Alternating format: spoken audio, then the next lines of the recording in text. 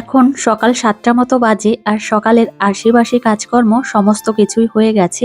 তো তারপর চলে এসেছি এখন আমি রান্নাঘরে। রান্নাঘরে এসেই প্রথমেই আমি চিয়া সিড ভিজিয়ে রাখছি, একটু বাদেই আবার খেতে হবে।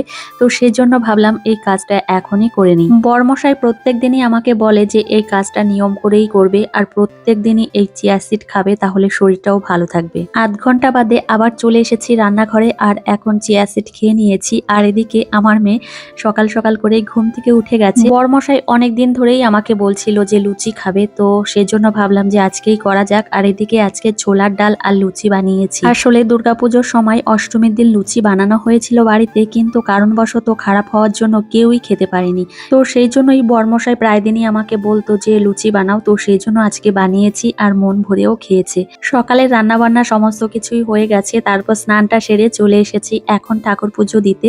আর সকাল করে ঠাকুর পুজো দেওয়া হয়ে গেলে মনটাও বেশ শান্তিতে থাকে। আমি প্রতিটা সময়কেই কাজে লাগানোর চেষ্টা করি। যাই হোক, ঠাকুর পুজো দিয়ে আবার চলে এসেছি রুমে। আর কিছু জামা কাপড় রয়েছে, সেগুলো এখন আমি ভাঁজ করে নিচ্ছি। শুধুমাত্র আমার জামাই না, এখানে আমার মেয়ের জামা প্যান্টও রয়েছে, যেগুলো এখন আমি ভাঁজ করে রাখবো। যাই হোক, এখন আমার জামা প্যান্ট আর আমার মেয়ের জামা প্যান্ট ভাঁজ করা হয়ে গেছে আর এখন জায়গা মতো জায়গায় রাখবো।